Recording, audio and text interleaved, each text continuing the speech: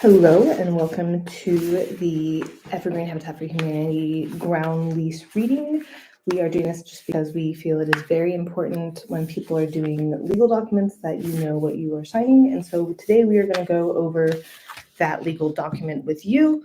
And it is also very important because at the end of viewing this, we are asking people within 30 days of attending the class to please sign this sheet of paper that you will find on page 9. And what it will have is an area for you to acknowledge that you were told this information out loud. And there's a section where you sign it that says that you will either consult with an attorney and attach it with a piece of paper that you will find within this packet called Exhibit C, or you will go below that where it says homeowner has elected to not seek independent counsel, and you will do that. Again, though, that is at the end of attending the class or watching this video. So you should have been sent this document to you in an email so that you can read along. So the first couple of pages are not important. That is the cover sheet and also the table of contents. So we are going to start on page 6, which should just say ground lease up there at the top. And then we will also be going through this document, and there will be some sections where I will read it, and other parts where I will be just summarizing what that says, because as some of you are looking at this going, oh my gosh, there are a lot of papers to go through. But we're going to be doing pages 1 through 29, and the rest of those documents that look like this, once you get to those, that's kind of where we are at the end of this reading. Those are what you will be having when you go to the closing title, and you will be signing those documents there.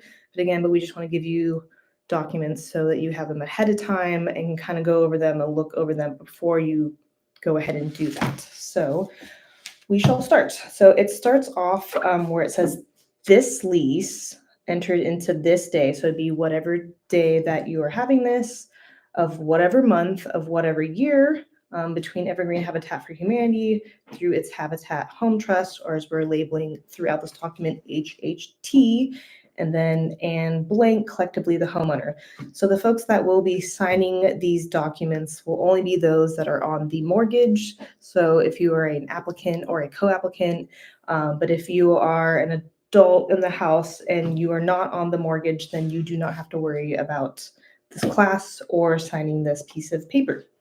So we are going to start off where it says recitals, and then these are just things that you're going to see throughout this document and that we're going to keep bringing up. So we're going to read through those, and then it will start off after that with definitions and then go straight into Article 1.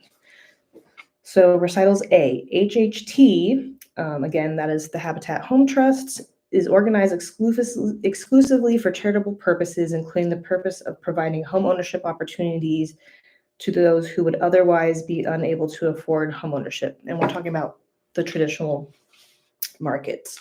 B, a goal of HHT is to preserve affordable home ownership opportunities through the long-term leasing of land under owner-occupied homes.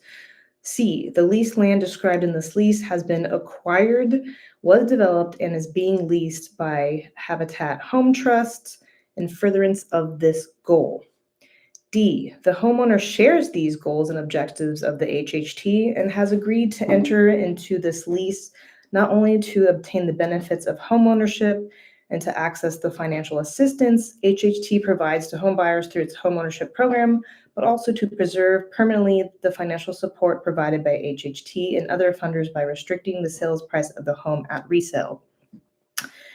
E, homeowner and HHT recognize the special nature of this term of this lease, and each of them accepts these terms, including those terms that affect the marketing and resale price of the property now being purchased by the homeowner. F, homeowner and HHT agree that the terms of this lease further their shared goals over an extended period of time through a succession of owners. Again, that can be your children or people in your family. Homeowners acknowledge and agree that homeowners' agreement to and execution of this lease is a condition to homeowners' purchase of a home and is intended to assure its continuing affordability of persons of income qualifications subject to the terms of this lease.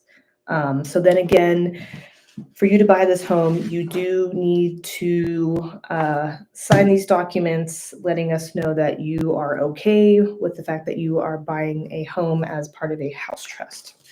Now, therefore, homeowner and HHT agree on all the terms and conditions of this lease as set forth below. So now we're going to go into definitions. Homeowner and HHT agree on the following definitions of key terms used in this lease.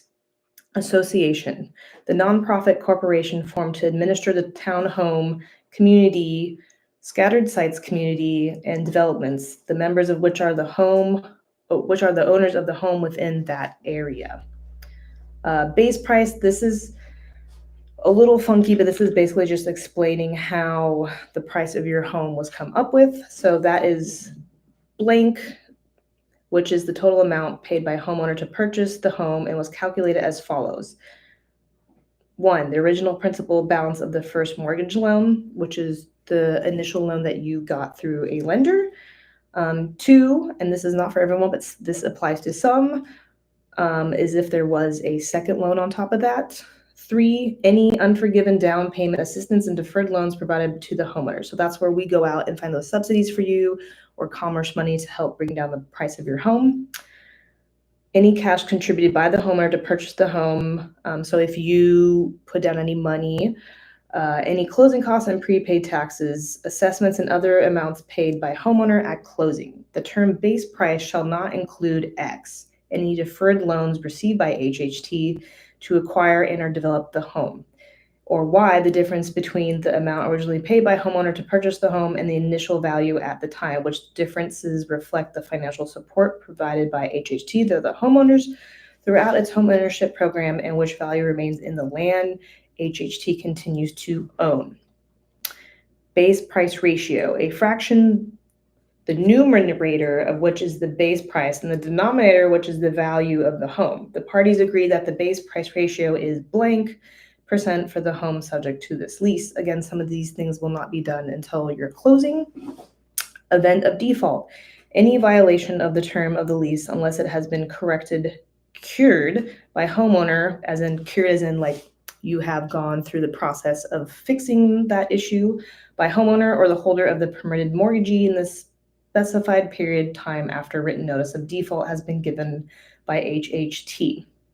Home or unit, the residential structure and other permanent improvements located on the leased land and owned by the homeowner, including both the original home described in Exhibit B, the deed, and all permanent improvements added thereafter by homeowner at homeowner's expense. Household income, the definition as such may be amended from time to time by the U.S. Department of Housing and Urban Development, which is also called HUD, for any successors, and this includes taxable income of all members residing in the home of 18 years or older. Again, that is why we asked you for all variable income. Formula price shall have the meaning given in section 10.10 of this lease. Income qualified person means a person or group of persons whose household income does not exceed 80% of the median household income for the applicable standard metropolitan statistical area or county as calculated and adjusted for the household size from time to time by the U.S. Department of Housing and Urban Development, again, HUD. Initial value means the appraised value of the home at the time of the purchase by the homeowner as determined by the appraiser's report. The initial value of the home is blank. So we will go out and we do get an appraiser to appraise the home that you are purchasing, but that is again not the price of which you will be sold the home. Lease fee means the monthly fee that the homeowner pays to the HHT for the continuing use of the land and any additional amounts that HHT charges to the homeowner for reasons permitted by this lease. Lease term, the 99 term of this lease starting on blank. So it will start on whatever the day is that you go to the title company to close on your home, and then ending on blank, that will be 99 years from whatever that date is, unless ended sooner or renewed as provided in this lease below.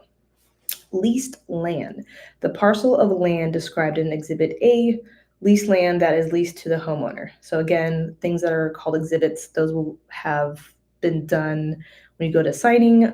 So it will tell you the plot of land, your address, all those kinds of things. Permitted mortgagee, a mortgage or deed of trust on the home and the homeowner's right to possess, occupy, and use the leased land granted to a lender by the homeowner with the HHT's permission as required under Article 6. The homeowner may not mortgage the HHT's interest in the leased land and may not grant any mortgage or deed of trust without HHT's permission. Permitted mortgagee, a lender under a permitted mortgage and otherwise described in Exhibit D, permitted mortgages. So that's going to your lender. Purchase option price, the sales price as determined in accordance with Section 10.8 below and adjusted as provided in Article 10 as shown on Exhibit F, which is your purchase price determination worksheet, which is the maximum price the homeowner is allowed to receive for the sale of the home and the homeowner's right to possess, occupy, and use the leased land as defined in Article 10 of this lease. So now we are going on to page where there is Article 1, and that is called the Homeowner's Letter Agreement. Again, this is the piece of paper that you will be signing after this class to let us know whether or not you are going to seek legal counsel with this document, and all they will really do is just you are paying a lawyer to go over this document with you, but the lawyer themselves cannot change anything about this document. And so if you don't want to go to a lawyer, then you sign the part where it says you elect to not seek legal counsel. All right, Article 2, Lease of Land. Section 2.1 we are going to read, and other parts we will paraphrase. Section 2.1, HHT leases the land to a homeowner. The HHT hereby leases to the homeowner, and the homeowner hereby accepts the right to possess, occupy, and use the leased land described in the attached Exhibit A. So again, that's your address in accordance with the terms of this lease. HHT has furnished to a homeowner a copy of the most current title report obtained by HHT for the leased land. Again, you will get that when you go to the title company. Homeowner has received and hereby accepts all exceptions to the title of leased land. Homeowner has read and hereby accepts all restrictions of the future sale of the home, use of the home, the resale value, and all other matters set forth in this lease. Homeowner accepts title to the homeowner to the home in its condition as is at the signing of this lease. Section 2.2, mineral rights not leased to homeowner. So this sounds really silly, but if you were to find any minerals or gold or anything like that, you are not allowed to legally keep it because it is on leased land, but also we are not as well. So it just goes off to some government person. Section 2.3, leased land is subject to project conditions and easements and restrictions. So these are also called CC and Rs. And what these are a part of is most neighborhoods have a neighborhood association, which is very different from a homeowners association. And those are simply just rules of the neighborhood. So usually one that exists in all neighborhoods is that you legally have to have a trash can and recycling to reduce pests. But some of those rules might be like, this neighborhood lets you have 5 chickens, where the neighborhood next door, that one might let you have 2 chickens. So it's just kind of rules like those. So we always encourage people, if you figure out the name of your neighborhood, to look up to see if they have a neighborhood association, and they will gladly share their CC&Rs with you. Article 3, term of lease, change of landowner. So section 3.1, the terms of this lease is 99 years. This lease shall remain in effect for the lease term of 99 years unless ended sooner or renewed as provided below. Section 3.2, homeowner can renew lease for another 99 years. So once the end of your 99 years is coming up on that page that you saw previously, what will happen is you will be sent an expiration notice by someone at Habitat, and that your reply has to be within no more than a year, but can't be less than 180 days before the expiration date of your home. So as long as you're falling somewhere between a year and 180 days to let us know that you would like to renew that lease, then you are fine. The homeowner shall then have the right to renew the lease only if the following conditions are met. Within 90 days of the recipient of the expiration notice, the homeowner shall give HHT written notice stating the homeowner desires to renew. B, this lease shall be in effect of the date that the renewing notice is received and on the last day of the original 99 term, and C, homeowner shall not be in default under this lease. Default, again, just means you had gotten in trouble for something that is in here that we will go over that you are not supposed to be doing. Section 3.3, what happens if HHT decides to sell the leased land? So if we are ever to sell this land that you are leasing, then the homeowner actually will have the first right to buy the land from Habitat. You also have the right to refuse it if you do not want to buy that land. Article 4, use of land lease. Section 4.1, homeowner may use the home only for residential and related purposes. Again, that's where we were talking about that you are agreeing to live in this house as the house you're going to live in. And then we were talking about home-based businesses. Under that section, it says home businesses are only allowed with prior written consent of HHT and only if there is no exterior indication of commercial use or activity. We're talking about like if you have a 20-foot billboard sign in your yard. We're not talking about if you're a plumber and you have a truck and it says like, I don't know, Sam's Plumbing. That is totally fine. We know mine. Again, if you do have a home-based business, it just can't be one where customers and clients are not coming into the home on a regular basis. And then the commercial use or activity will not increase the rate of home insurance. So basically that's the reason why we have it, is because if you have a home-based business, then that will increase the rate of your homeowner's insurance, but also most importantly, again, because you now have an asset, if someone's to get hurt in your home due to your home-based business, they could use your home against you as collateral. But again, if you are making soaps and stuff like that, we do not care. Section 4.2, homeowner must use the home and lease land responsibly and in compliance with the law. Homeowner shall dispose of all waste in safe and sanitary manner and keep the home within habitable conditions. Again, you're just agreeing that you're going to keep your land clean, and that habitable conditions just basically saying that you realize if something happens to your home, you fix it, or just doing basic maintenance around your home to keep your home healthy for you and your family. Section 4.3, homeowner is responsible for use of others. As sounds silly, but you are basically just accountable of your guests and anyone that is in your home. Section 4.4, homeowner must occupy the home for at least 10 months each year. So we will go over this, but the homeowner as is his or her principal full-time residence. Homeowner shall occupy the home for at least 10 months of each year of this lease, and unless otherwise agreed by Habitat in writing. Occupancy can also be done by the homeowner's child. Obviously, they have to be not a minor, spouse, domestic partner, or relationship by descent from a common ancestor or other persons approved by HHT in writing. So again, just as long as someone is there watching the home and it's not occupied for more than 10 months.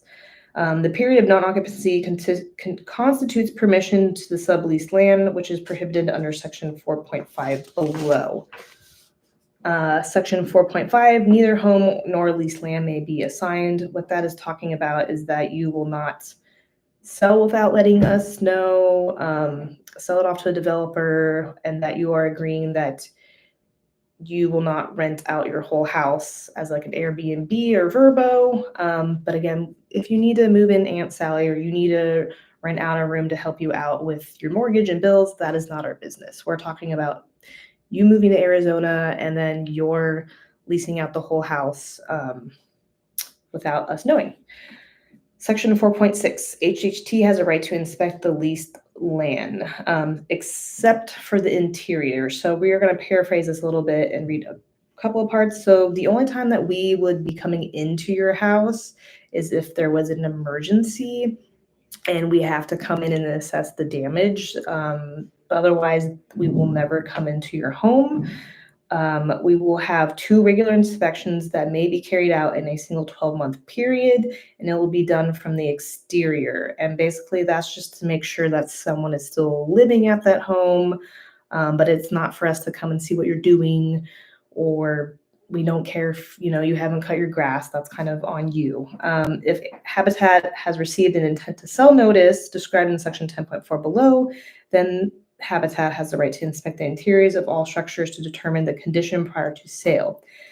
The HHT must notify the homeowner at least 24 hours in advance before carrying out such inspection. So again, we will not go in your house unless there is damage or you're letting us know that you're going to sell it. Section 4.7, homeowner has a right to quiet enjoyment. Homeowner has the right to quiet enjoyment of the leased land. So basically, we're just letting you know we are not here to be in your business. We don't really care what you're doing as long as it's following the rules. We have no interest in interfering with your personal lives or anything like that. Section 4.8, homeowner meets all HHT eligibility requirements at the time of the qualification. So I am not going to read through that because obviously we have already gone through our process. Section 4.9, occupancy certification required. During the lease term, homeowner shall annually certify the names of all occupants of the home and the relationships of those occupants. Failure to deliver any certification within 10 days of written requests by Habitat shall constitute a default under the lease.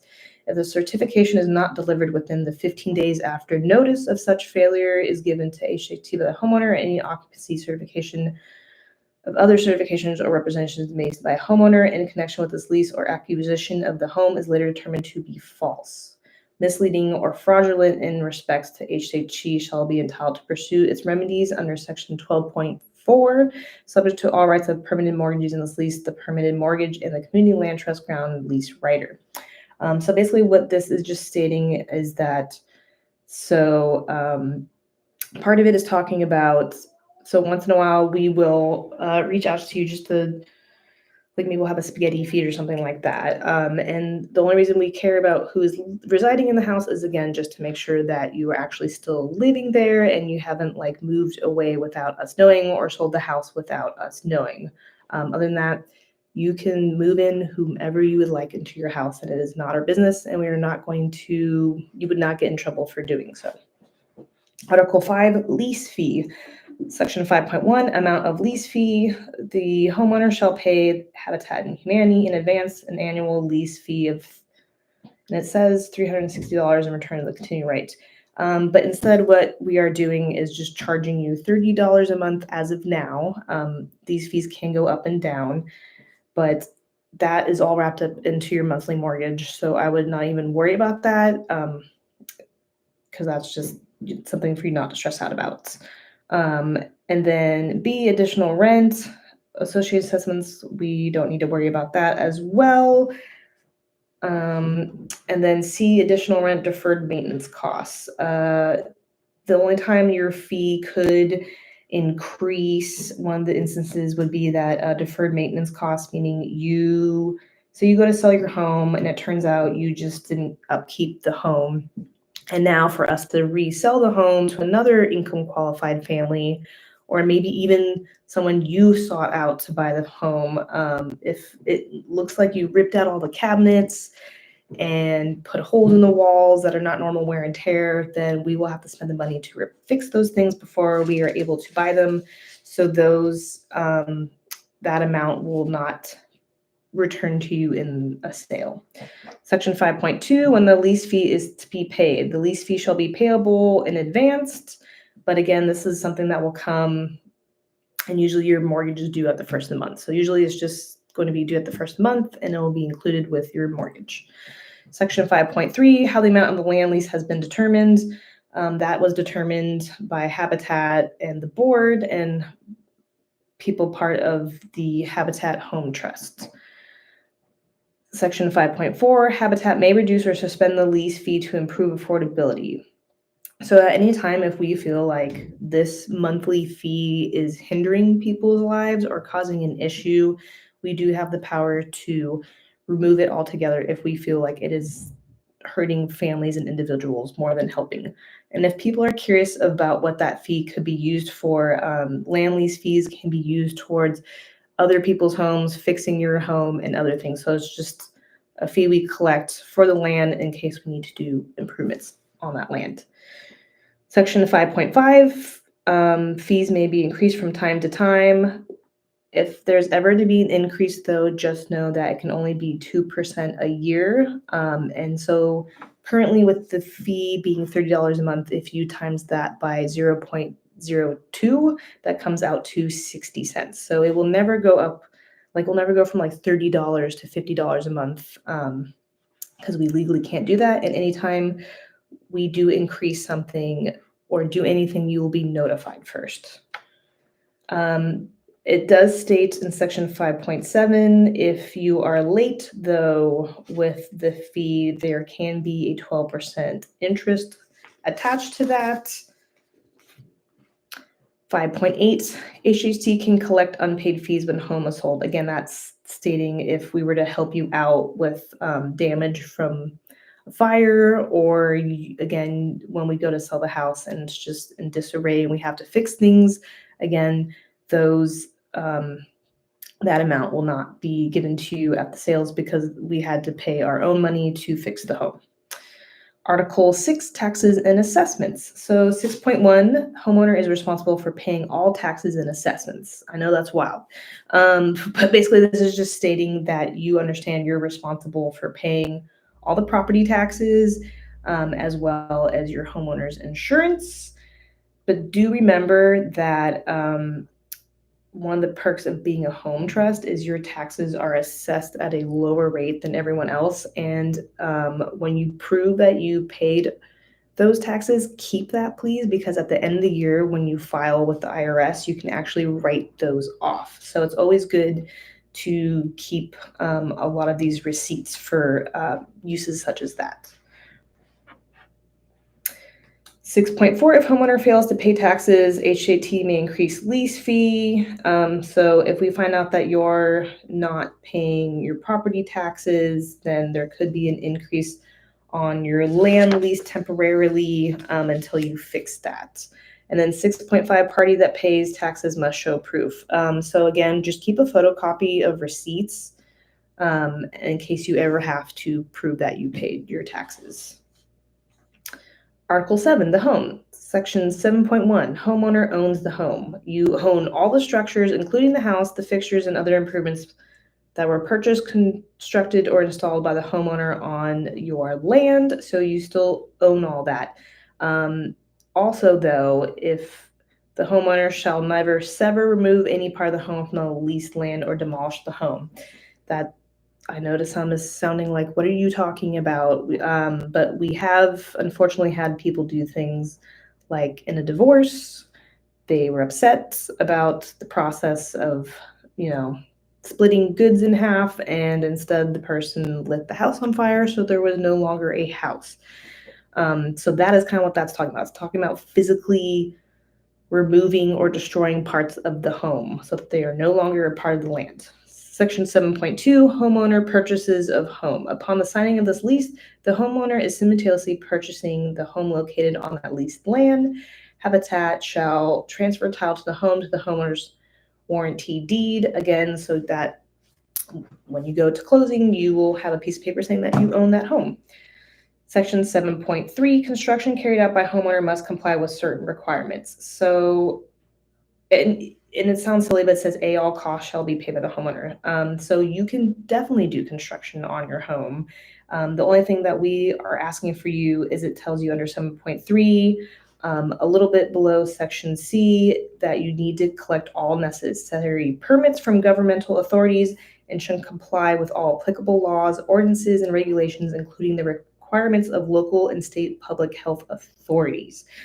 So basically, if you're doing anything that is more than like a 6-foot fence, if you're attaching an awning to your house, if you want to build an addition, those are things that you are going to need to go get permits for.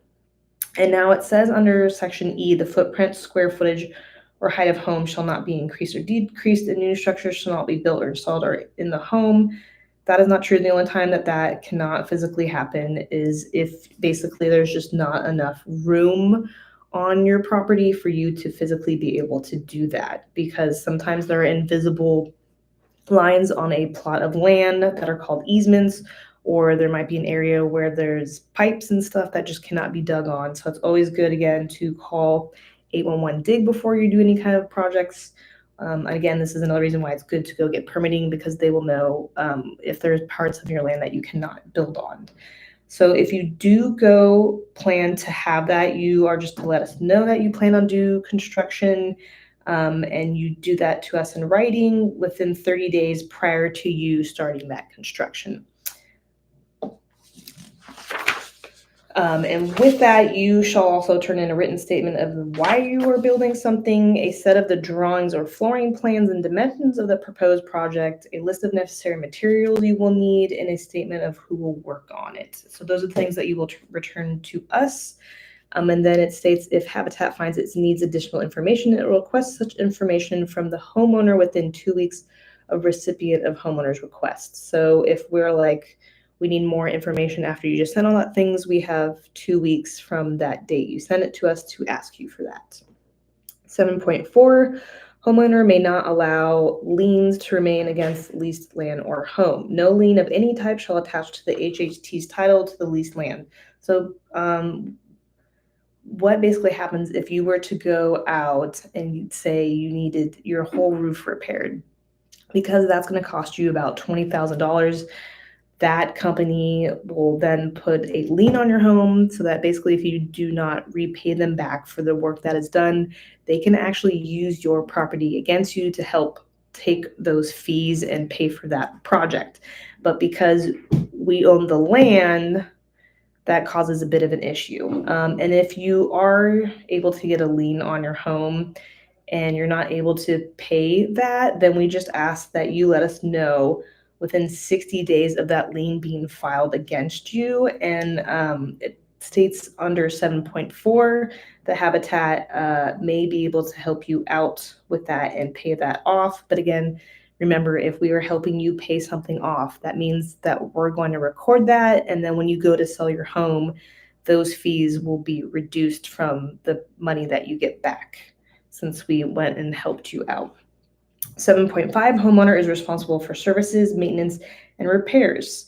So you are responsible for paying all your utilities, the heat, electricity, natural gas, air conditioning, telephone, cable, water, sewer.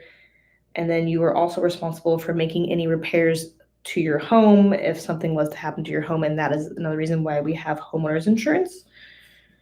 7.6, when lease ends, ownership reverts to Habitat, which shall reimburse homeowner. Upon the expiration or termination of this lease, home ownership of the home shall revert back to Habitat. Homeowner shall have no reversionary interest in the home. Upon thus assuming title to the home, Habitat shall promptly pay homeowners and permitting mortgagee as follows. First, HHT shall pay any permitted mortgagee the full amount owed to such mortgages by the homeowner insofar the amount does not exceed the purchase option price.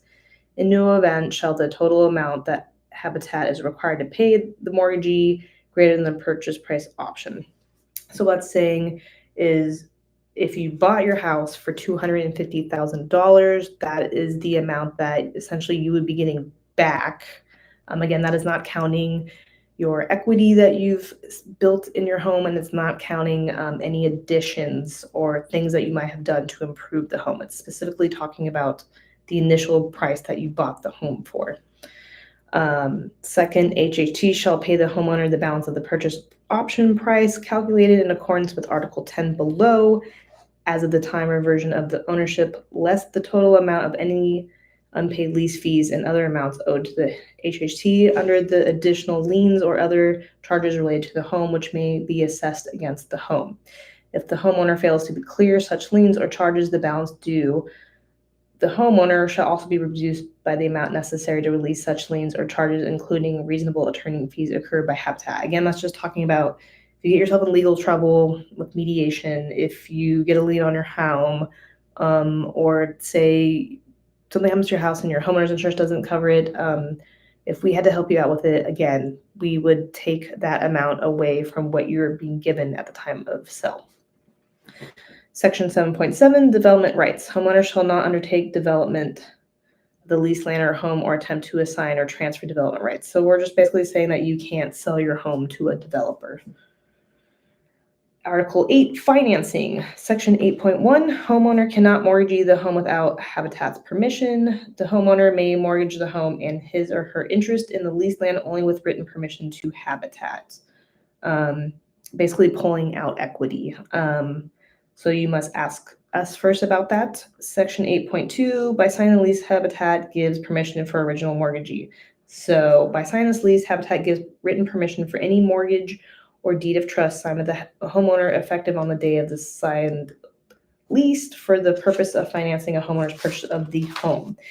So section 8.3, homeowner must get specific permission for refinancing and other subsequent mortgages. So if you need to refinance your home, maybe for repair or get out a second mortgage, we do ask that you write to us to inform that in writing of the proposed terms and conditions of such mortgage loan at least 60 days prior to the expected closing of that home. The information that we will need from you is the name of the lender, the reason for requesting the loan, the principal amount or proposed loan amount, so the amount that you are asking for, expected closing costs on that loan or mortgage, the rate of interest, the repayment schedule, and a copy of the appraisal commissioned in connection with that loan. The reason we are asking for this is that we're trying to make sure that your total mortgage debt that you would owe over time is no greater than 80%. So basically, we don't want you to go out and get more loans and then you're not able to afford your home now because you have all this basically debt to pay off. So again, it's not to hinder you from doing things, it's just to make sure that you are not hurting yourself in a financial way. We are going to skip over 8.4 because that is what you're already getting is a standard loan. Section 8.5, permitted mortgage has certain obligations under the lease. 8.6, permitted mortgagee has certain rights under the lease. So these are all just things that are going to be talking about the things that are going to be on your deeds and whatnot that you will get at the title company.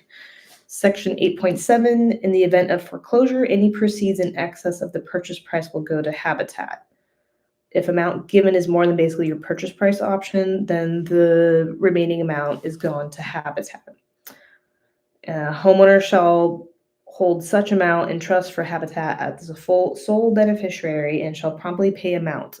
Because again, you are agreeing to the fact that when you're buying the home, because basically with the subsidies and commerce money and all these things to bring that price of the home that might have been appraised for $430,000 and you're buying it for $275,000, basically because you got the equity and all those things up front instead of on the back end. That is why there is that purchase option price to begin with, because it's stating that basically you're getting a house again that maybe was appraised for the $400,000 and you're getting a house at $285,000, just as an example. Section 8.8, record request for copy of notice of sale. So anytime you go to do the notice of sale, it is also something that is publicly posted on the county. Article 9, liability, insurance, damage and destruction in eminent domain. So we're going to start off with section 9.1, homeowner assumes all liability.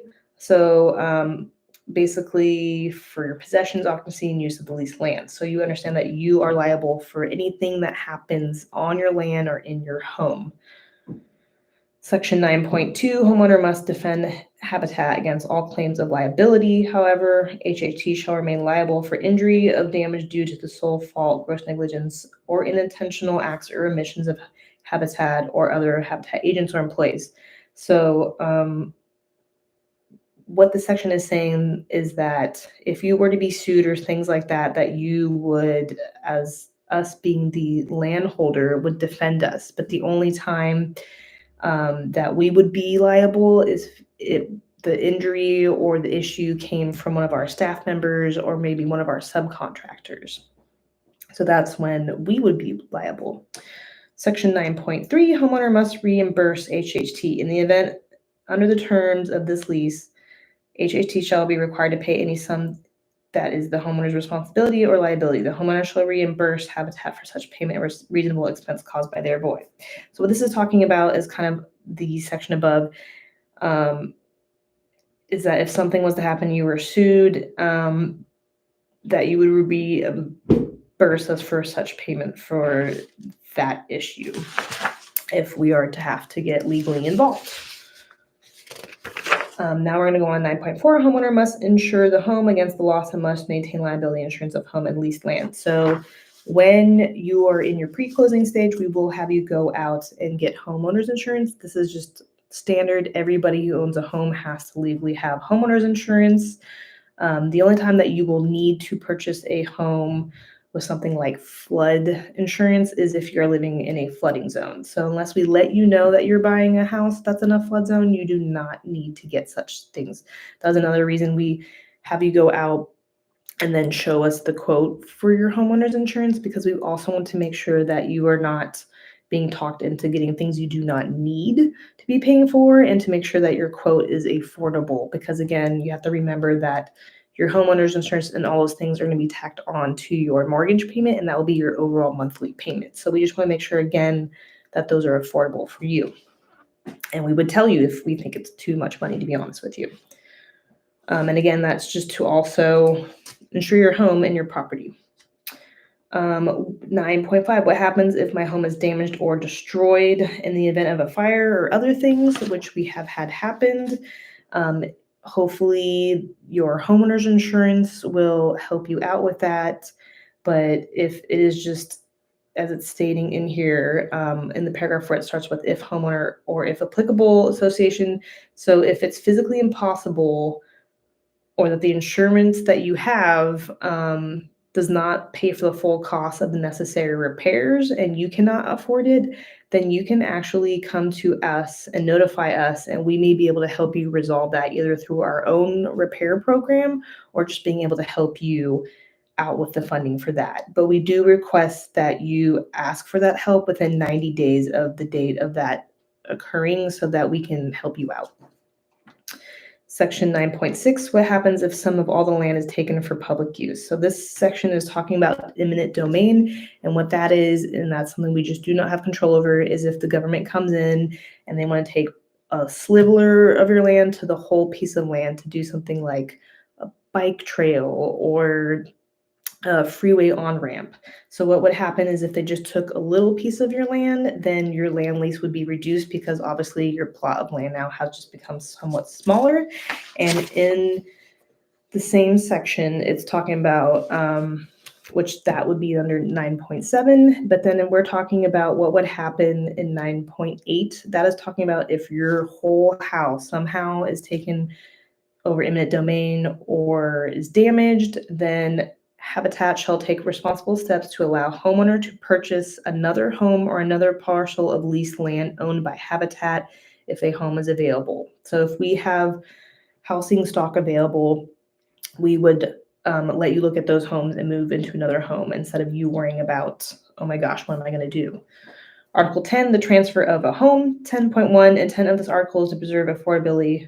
Homeowner and Habitat agree the provisions of this article, including without limitation the establishment of the resale price homeowner may charge when he or she sells the home, which limits the homeowner's share of equity in the home, are intended to preserve the affordability of the home for lower to median income households and expand access to homeownership opportunities for such households, and to restrict the resale price and refinancing options of the home which is subject to this lease. Again, that is just talking about, you understand when you go to sell the home that the price is restricted so that it can go to another family or person for it to continue to be affordable for the next person to buy the home. 10.2, homeowner may transfer home only to Habitat for Humanity or qualified person. So you can actually go out and find your own buyer. So we're talking about if you're not willing your house to someone or leaving it to someone and you are selling it, either you can ask us to sell it for you, or you can find an income qualified person to sell the home to. That would have to go through the same process that everyone else did. 10.3, the home may be transferred to heirs of homeowner that are financially able to pay the mortgage. If homeowner dies, or if the last surviving co-owner of the home dies, the executor or personal representative of the homeowner's estate shall notify Habitat within 90 days of the date of that death. And then with that, they should provide the list of heirs. And it says, provided they have sufficient income to pay the existing mortgage, the following heirs may acquire the home. So what we're talking about is if your mortgage is not paid off, whomever that goes to next does have to continue to pay that mortgage off for you. And we're just asking that that person has the ability to do that. So if you're leaving the home to someone, it doesn't matter if they're an income qualified person. It's just if they have the means to be able to pay off the mortgage. So again, it's sitting here, acquire the home even if they're not income qualified. The person could be a spouse, a registered domestic partner of the homeowner, a child or children of the homeowner, or members of the homeowner's household who have resided in the home for at least 1 year prior to that person's death. So it could be a friend, if you wanted to leave it to whoever's caregiving for you, whatever. Those are the stipulations with that. If they demonstrate to Habitat satisfaction that they have sufficient income to pay the existing mortgage, and they also demonstrate that they're income qualified persons. But that again is if someone is buying the home from you and not if you're leaving the home to them. So then it goes to all about that, and that then they would take over the ownership of the home, and they would then renew the 99 years, because then with the new owner, it just gets renewed again.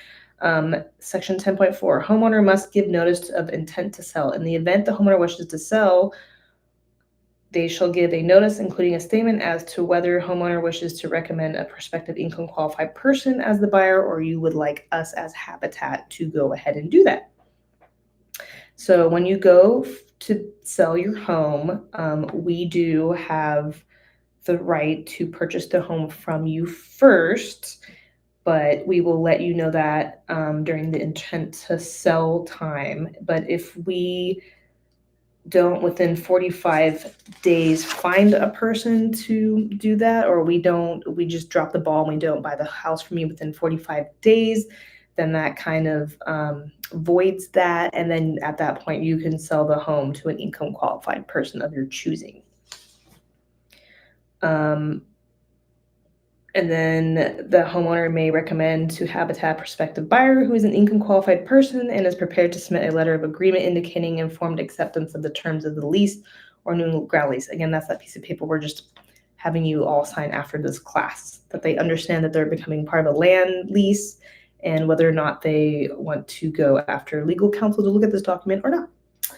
If Habitat exercises its right to purchase the home and closing occurs prior to 5 years from the date of the purchase by the homeowner, all closing costs, including the cost of escrow, title, insurance, and taxes, will be paid by the homeowner, not Habitat. After the 5-year period, all closing costs, including the cost of escrow, title insurance, and exercise tax, shall be paid by the homeowner and the purchaser, consistent with the customary practice in the county in which the land leased is located.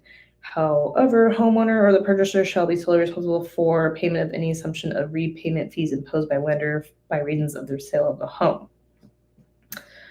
All right. And at any point also in this article right here, it is talking about if you are worried about the trust covering your property or anything like that, that you should consider going to HUD or the FHA for government assistance.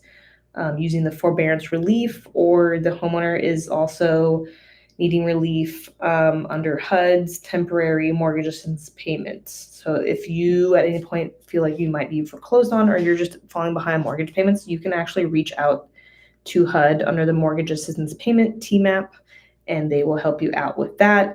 So there is that.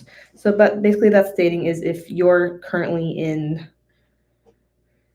those programs at that time, you will not be able to sell the house because you're in a program at that time. Section 10.6, if purchase option expires, homeowner may sell to income qualified persons or certain terms. If the purchase option has expired, or if Habitat has failed to complete the purchase within 120 days period allowed by section 10.5 above, then again, you can go out and find your own buyer, as long as, again, they are income qualified. 10.7, HHT shall have power of attorney to conduct sale. So homeowner does not hereby appoint HHT as its attorney, in fact, to seek buyer, negotiate reasonable prices and all that. So basically, if you don't want to go out and find a buyer, we will go do that for you. But then with knowing that, there is a part of this that also tells you that if you are to go out and find your own buyer, that you cannot use a broker or a real estate agent to do so. 10.8, homeowner shall not receive more than the purchase price option. We've already gone through that before, so we're going to skip over that, but you are welcome to read that. Section 10.9, how the value of the homeowner's interest is determined. If HAC believes that the value of the home and homeowner's interest in the leased land may be less than the formula price, Habitat, within 30 days of receiving homeowner's notice of intent to sell, commission on a market valuation of the leased land in the home shall be performed by a duly licensed appraiser with Habitat. So basically, if we just think that that amount is too low that your house is being sold for, we will actually go out and get an appraiser and then go offer a percentage of that appraisal for that home. 10.10, calculations of the formula price. The formula price shall be equal to the amount of a homeowner's base price compounded annually by 1 1/2% from the date of the homeowner's acquired title to the home plus a credit for home improvements made by the homeowner. So what that's talking about is at the time you go to sell, say it's after 10 years, we're going to go in and we're going to see how much equity you've built over 10 years and then add that to your base price, as in the, again, I keep using this example, but if you buy your house for $285, you'd be getting the $285 plus the 10 years of equity plus whatever improvements you made to the home. And then what we're going to read about is where it starts with to help to ensure reimbursements given for improvements to the house made by the homeowner. Such improvements shall be for the homeowner's benefit and enjoyment, but the homeowner will not be compensated for such improvements that we're about to list below. Improvements that are of decorative or maintenance nature, such as painting, wall coverings, window coverings, or replacement of carpeting. C, improvements are not of a luxury nature, such as a spa, whirlpool tub, or granite countertops. If the improvements are to replace appliances, if you're replacing basically the appliance we already installed for you, unless it's absolutely brand new, you would not be paid back for that. And then it asks under section E of 10.10, any allowed adjustments for all improvements may not exceed the lower of I, the depreciated present value of the actual out-of-pocket cost paid by the homeowner as shown by the receipts. So again, keep all receipts. I know that sounds crazy, but just do it. For materials and labor in connection with the improvements calculated according to the principle. So basically, if you can't say that you went out and say you spent $5,000 on a project, but you want us to pay you $10,000 for that project, that wouldn't make sense. So again, just keep receipts or some kind of way of showing us what the improvements were that you did on that house. And then again, it's telling you in all these other sections that you do need to show any permits and stuff that you were in compliance with all of that, and that you didn't do illegal work on your home that would have needed permitting. And then we are going to move on to 10.11. Qualified purchaser shall receive new lease. We talked about this a little again, but any person who purchases the home in accordance with the terms of Article 10 that we talked about, they would be now, after having the home transferred to them, would be renewing that lease. And it states that they could pay a transfer fee. So I wouldn't really worry about this because this is talking about someone else getting the home and having it transferred to them. Section 10.13, procedure for deferred maintenance. The formula price paid to the homeowner may be reduced.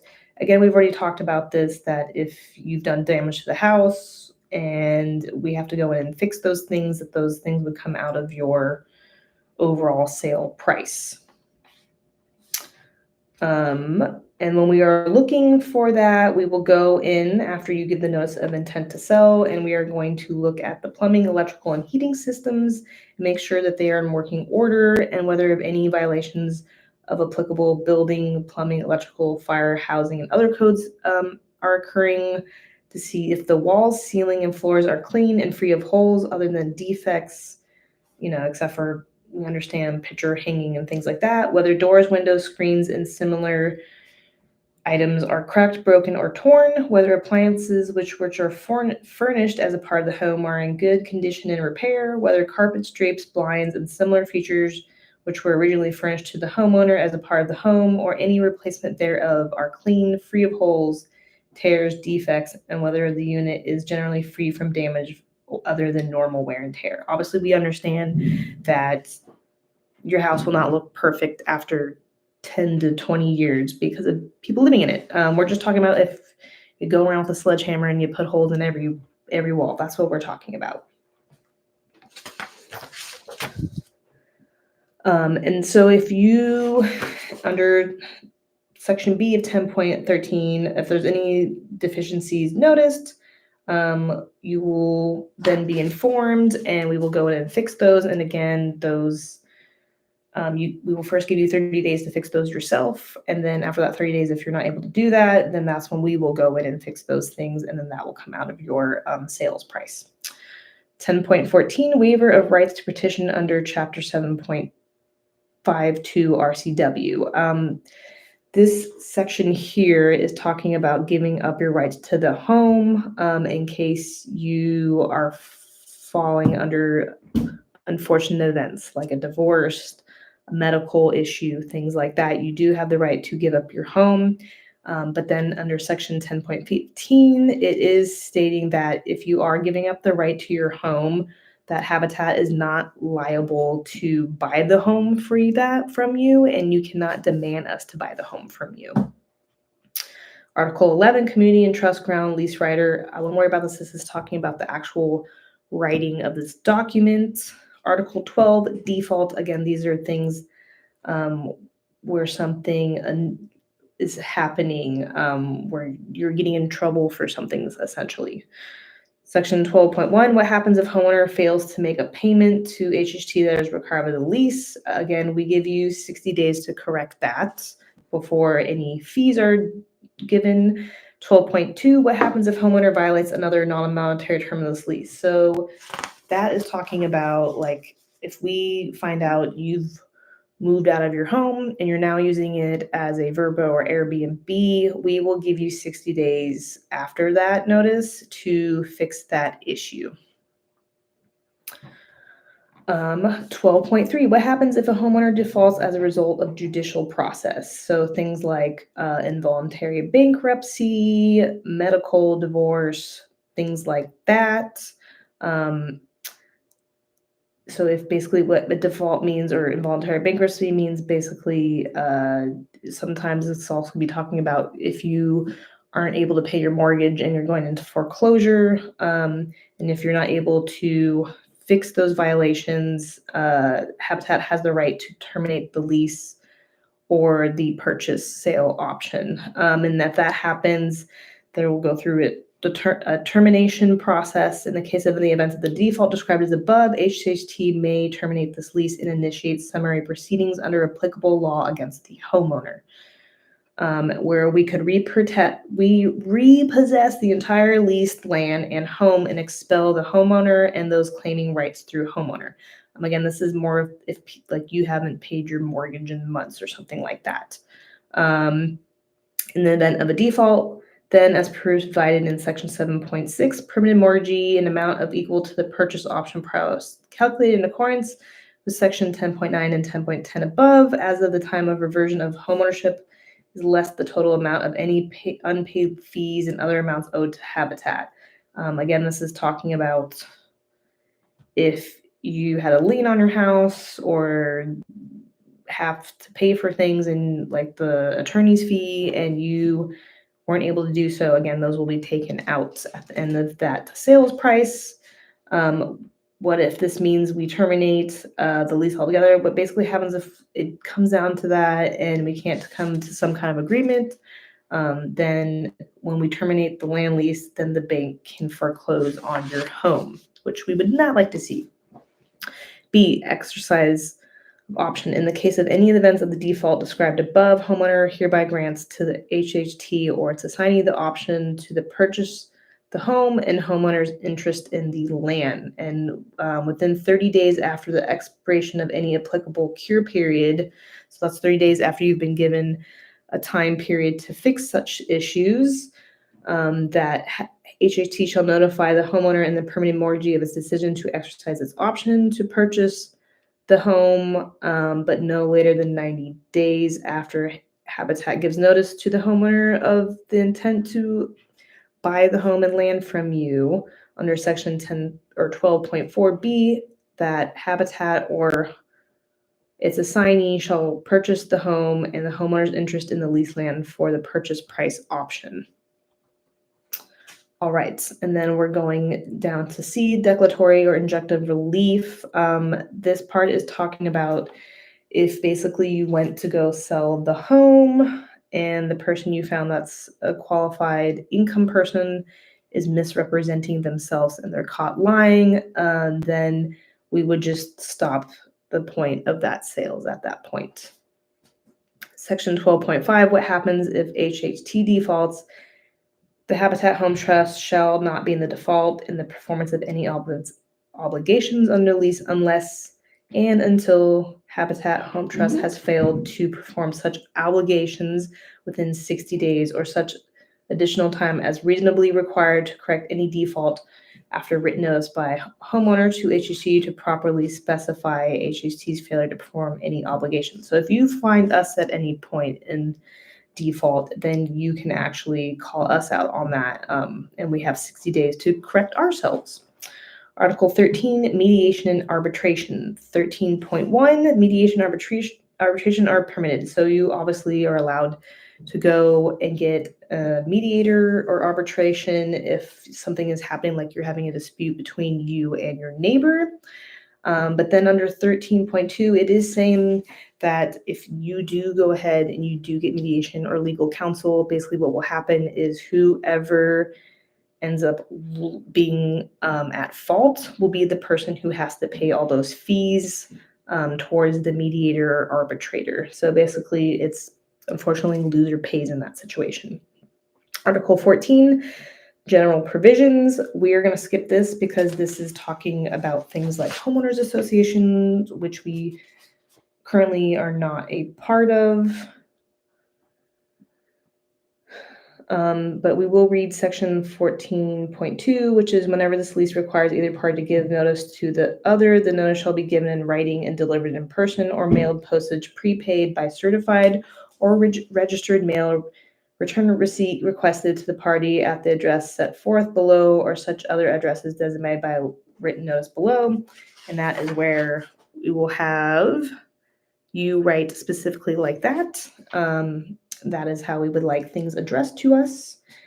And under that, it will say all notices, demands, and requests shall be effective 3 days after being deposited in the United States mail in the manner required under the section 4.14.2 or in the case of personal delivery upon actual receipt. So you have to give us some time to get it actually in the mail for us to respond to you. Section 14.3, no brokerage. Homeowner warns that it has not dealt with any real estate broker in connection with the purchase of the home. Because again, we're just not going through realtors for things like this. All right, 14.4, survivability and duration of the lease. If any part of this lease is unenforceable or invalid, such material shall be read out at this lease and shall not affect the validity of any of the part of this lease or give rise to any cause of action of homeowner or Habitat Home Trust against the other, and the remainder of this lease shall be valid and enforced to the fullest extent permitted by law. It is in the intention of the parties that Habitat Home Trust's option to purchase, and all their rights of both parties under this lease shall continue in effect for the full term of this lease, and any renewal therefore of, and shall be considered to be coupled with an interest in the event any such option or right shall be construed to be subjective to any rule of law limiting the event and any such option. Duration of such option or right, the time period of the exercising of such option or right shall be construed to expire 20 years after the death of the last survivor of the children living as of the date of this lease, which are the offspring of Prince William, Duke of Cambridge, born 21st of 1982, and Catherine, Duchess of Cambridge, born 9th, 1982. This silly little part right here is just talking about what would happen for this lease to sever, and what it's saying is that it will basically never sever, because it is stating that the British monarchy will basically go on forever. I do not know why we are using the British monarchy in a United States document, but that is what it's stating, is that basically it will live on and on and on. All right, 14.5, waiver. The waiver by HHT at any time of any requirements or restrictions in this lease, or the failure of HHT to take action with respect to any breach of such requirements or restrictions shall not be deemed to be waiver of such requirements or restrictions with regard to any subsequent breach. So yes, we can, it's talking about the lease fee payments under here, and also again talking about how we can waive those things if they're going to become more of an issue. Section 14.6, Habitat Home Trust right to prosecute or defend. Habitat Home Trust shall have the right but not have obligation to prosecute or defend its own or the homeowner's name, any actions or proceedings appropriate to the protection of its own or homeowner's interest in the leased land. Whenever requested by HHT, homeowner shall give HHT all reasonable aid in any such actions or proceedings. So basically, again, if you find yourself in legal trouble, just let us know so we can properly proceed with that. And we're talking about legal trouble that has to do with the land. All right, we are on our very last part of this that I will read out loud. Section 14.7, construction. Whenever in this lease a pronoun is used, it shall be construed to represent either the singular or plural and of all genders as the case shall demand. Section 14.8, headings and table of contents. The headings, subheadings, and table of contents appearing in this lease, which were the very first pages there, are for convenience only and not part of this lease and do not in any way limit or amplify the terms or conditions of this lease. Yep, they're just there to let you know on what page you will find things.